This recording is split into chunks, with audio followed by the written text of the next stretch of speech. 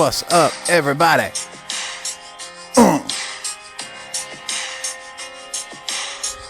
Guess who this is?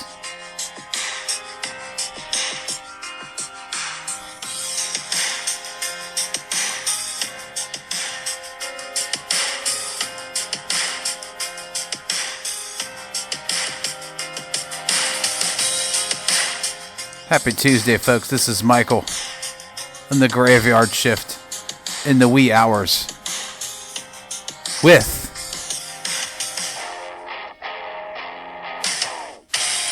your daily trivia question once again. I hope your week's going good so far. And it's only Tuesday. We're just getting started.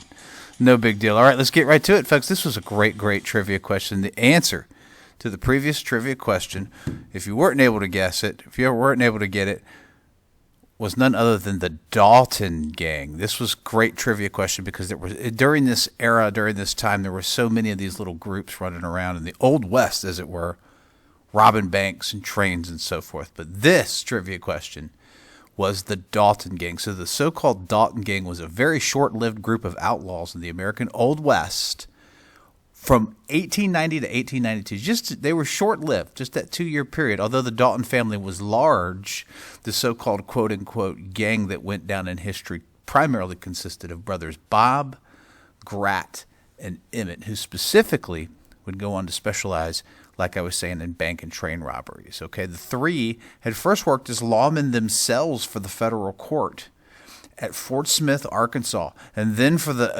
Osage Nation. I'm sure I'm mispronouncing that and butchering that, as I usually do. If I am, please forgive me.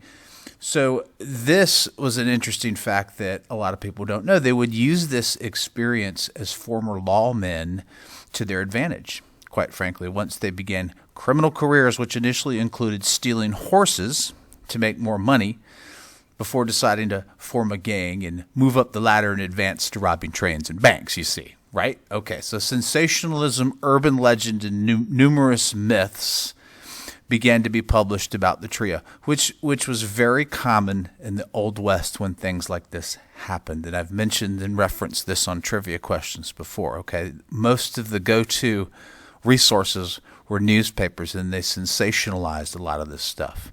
Okay, so that began to be published about these three and their mischievous escapades. And before too long, they had incorrectly accused the three of robberies all over the country, when in fact, it's been historically proven that they only operated chiefly in California, Kansas, the Oklahoma Territory, and also what was also known as the Indian Territory at the time.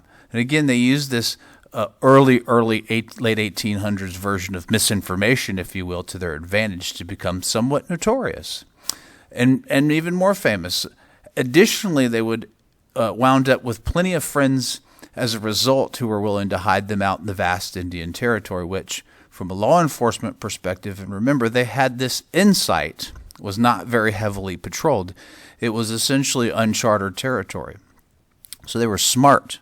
They did a very good late 1800s version of bank robbery marketing, if you will, for themselves, and hid out very, very well. They knew there wasn't any financial incentive for whatever law enforcement there was to hunt them down.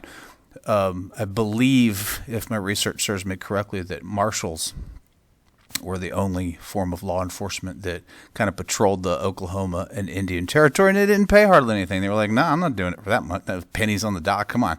No way. It's dangerous. They began planning more robberies in the immediate and surrounding areas and decided at one point to try and rob 2 banks at once in the town of Coffeyville. How's that for a name? Coffeyville, Kansas, in October of 1892.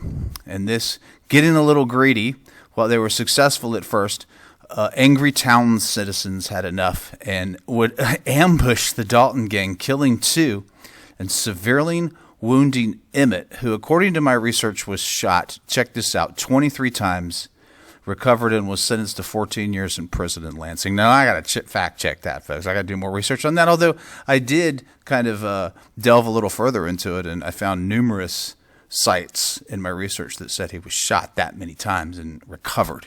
How do you shoot somebody 23 times and they recover? I don't know. I got to fact check that a little more. I don't know if that's a reliable piece of history, right there. But nonetheless, Emmett allegedly, according to urban legends, set up a tailor business in Oklahoma and decided to try other things for career endeavors. And this was after prison. And then he wrote 2 books on his experience.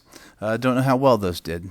Anywho, to this day, the infamous Dalton Gang are still remembered for their outlaw activities in the so-called Old West. Again, this was a great trivia question, folks. There was a lot of groups, like I said, that could fit into this, and the Dalton Gang is one that doesn't necessarily get the limelight of everything, but they have a great history and research. It was fun.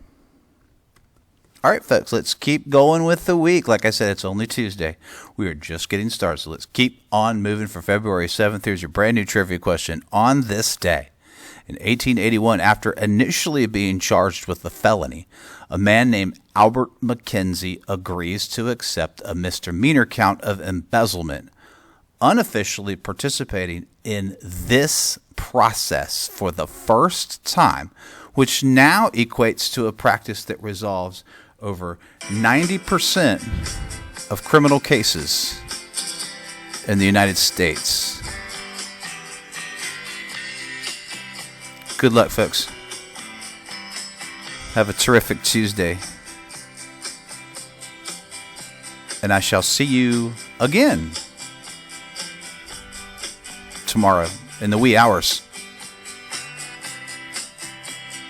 As always, peace out.